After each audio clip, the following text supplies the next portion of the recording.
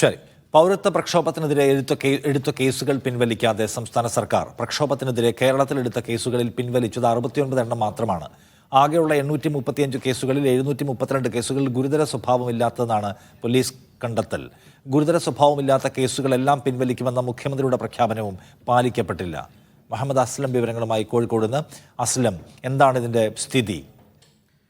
ഈ പൗരത്വ പ്രക്ഷോഭ കേസുകളെല്ലാം തന്നെ പിൻവലിക്കണമെന്നതായിരുന്നു പ്രതിപക്ഷവും അതുപോലെ തന്നെ മറ്റ് സംഘടനകളൊക്കെ തന്നെ ആവശ്യപ്പെട്ടത്. ആ ഘട്ടത്തിൽ നിയമസഭയിൽ മുഖ്യമന്ത്രി പറഞ്ഞത് അതിൽ ഗുരുതര സ്വഭാവമുള്ളതും ഗുരുതര ക്രിമിനൽ സ്വഭാവം ഇല്ലാത്തതുമായ കേസുകളുണ്ട്. അത് നോക്കിയിട്ട് ഗുരുതര സ്വഭാവമില്ലാത്ത കേസുകളെല്ലാം പിൻവലിക്കുമെന്നായിരുന്നു നിയമസഭയിൽ പറഞ്ഞത്. അതിനനുസരിച്ച് ആഭ്യന്തര വകുപ്പ് പ്രത്യേക മീറ്റിംഗ് 2023 ചേരുകയും കേസുകളുടെ വർഗീകരണം നടത്തുകയും ചെയ്തു. അതുപ്രകാരം ആകെ രജിസ്റ്റർ ചെയ്ത കേരളത്തിൽ ഈ പൗരത്വ പ്രക്ഷോഭത്തിനുമായി ബന്ധപ്പെട്ട പ്രതിഷേധങ്ങളിൽ എടുത്ത് 835 കേസുകളാണ്. അതിൽ 732 എണ്ണവും ഗുരുതര സ്വഭാവമല്ലാത്തതെന്നാണ് ആഭ്യന്തര വകുപ്പ് നടത്തിയ ആ ഒരു കണക്കെടുക്കൽ കണ്ടെത്തിയത്. അത്തരത്തിൽ 732 കേസുകൾ ഗുരുതര സ്വഭാവം ഇല്ലാത്തതാണെന്ന് കണ്ടെത്തി. അങ്ങനെയാണെങ്കിൽ അത് പൂർണ്ണമായും സർക്കാരിൻ്റെ നിലപാട് വാദം ശരിയാണെങ്കിൽ പോലും 732 കേസും പൂർണ്ണമായി പിൻവലിക്കേണ്ടതാണ്. അതേസമയം ഇതുവരെ 69 കേസുകൾ മാത്രമാണ് പൂർണ്ണമായി പിൻവലിച്ചത്.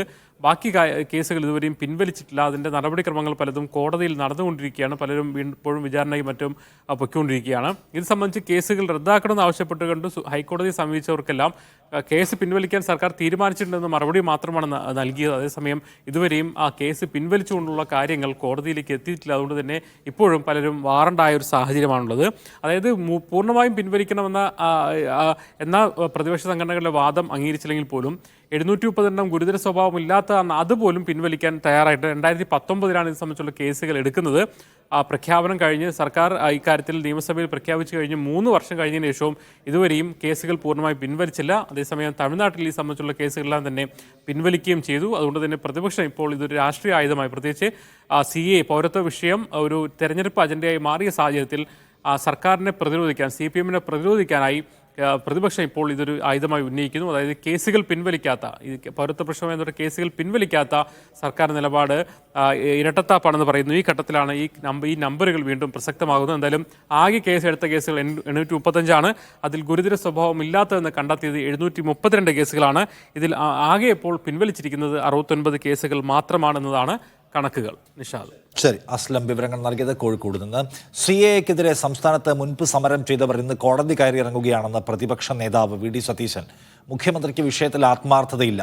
835 കേസെടുത്തതിൽ 69 എണ്ണം മാത്രമാണ് പിൻവലിച്ചത്. സംസ്ഥാനത്ത് CAA വിരുദ്ധ സമരത്തിന് UDF മുന്നിട്ടിറങ്ങുമെന്നും സതീശൻ പറഞ്ഞു.